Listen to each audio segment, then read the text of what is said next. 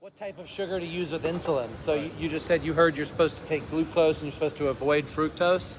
I sort of agree with that because if you take fructose, it's going to store in the liver. But your liver can store so much fructose. Like as long as you don't spill over in your liver, then it's fine. So, but the reason why I prefer to take some glucose and fructose is because the fructose acts like sort of your foundation or your buffer to prevent hypoglycemia. If you have a little bit of fructose in there, especially from fruit, so it's digested a little bit slower, like people eat a banana or pineapple's really popular with hardcore bodybuilders. Yes, you've heard of pineapple, right? Pineapple bodybuilders eat. The reason why they're eating that is because it helps them prevent going hypo. Now that sugar from the fruit's not going to go into the muscles. That's not going to do. It's just going to prevent you from going hypo.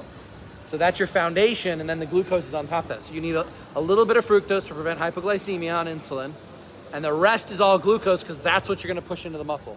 Not necessarily just glucose, but something that breaks down into glucose. Like dextrose is glucose. When do you take it relative to your dosing of insulin? Well, the insulin, fast-acting insulin, is going to hit in like 10 minutes after you inject it if you inject it into the muscle. So, I mean, it takes about that long for the sugar to digest too. So at the same time. Yeah, I just take it at the same time. I wouldn't overthink that too much. Some people like to, and I like to, go a little bit hypoglycemic before I eat.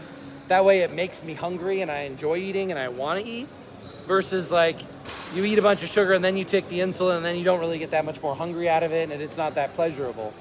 I much prefer to take the insulin like at the beginning of a meal because that takes longer to digest. Or if I'm going to have really fast acting stuff, like I'm going to be drinking protein and I'm going to be drinking some kind of sugars, then I would take the insulin and then take those things. So I have a little bit of gap in time. So what's about that? Let's say you finish the workout, right? You finish it, and then you make your big shake, let's say with 5-6 different kind of fruits and maltodextrin inside, for example. Yeah. So maltodextrin acting really fast, and the fruits kind of get after that acting a little bit slow, so you prevent.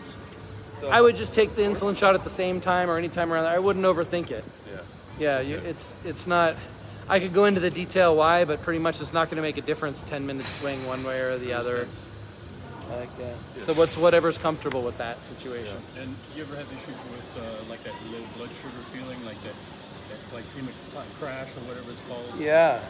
Yeah, but you don't really have that if you have enough sugar, right? So like if I'm going to take before the workout, I'm going to take insulin, then I'm going to be sipping on carbs during the workout. I'm going to have extra carbs in case I feel that crash. Because once you crash, your blood sugar crashes, it makes you like weak and tired. It's hard to pull out of it. So like I try to prevent crashing. I want to feel my blood sugar drop because then I actually feel better. I actually feel more energy when I go from a blood sugar of 95 to 80. I feel good. But if I go from 80 to 60 and I start feeling like weak and tired, it's hard to get my strength back.